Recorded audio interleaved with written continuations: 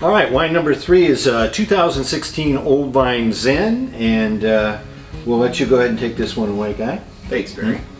This is a special wine to us and to all our customers too. We got our property on Laguna Ridge in 1995, and at that point it was an Old Zinfandel vineyard that had been abandoned for 20 plus years. We bought it as a site to plant Pinot Noir, some cool climate Syrah, and establish our brand. So that's where Cooper grew up. That's the property that I still live on. And so in tearing into that property, it was under 15 feet of brush. We all know here when we do nothing for 20 years, Mother Nature takes over this year. and things grow.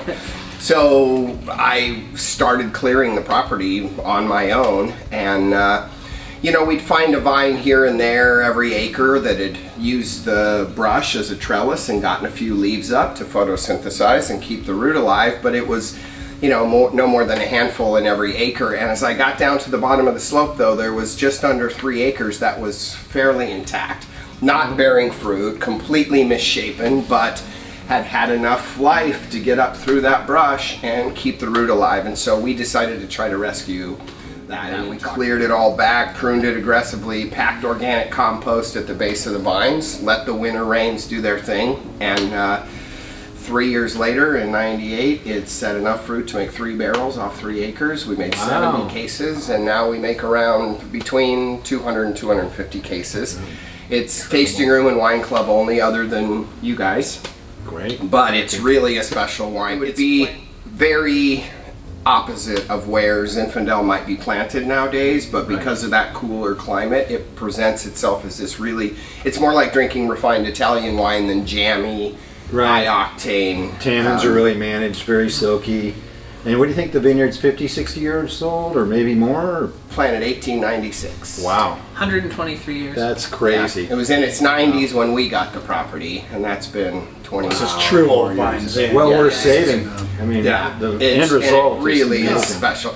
And they're grumpy old men, I'll tell you. I really connect with them. But I'll be out there and there'll be 4 clusters on a vine, and all 4 will be a week apart on ripening. So we have to make a lot of passes through. So we'll go through for between 3 and 4 weeks till everything hits its perfect ripeness.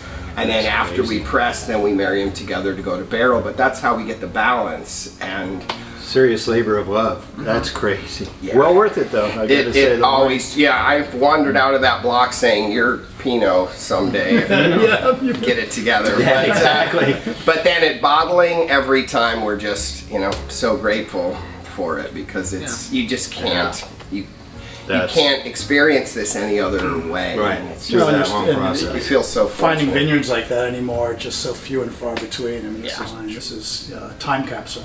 Fantastic. A great finish. Appreciate it, guys. Thanks. Thank you. Cheers. Cheers.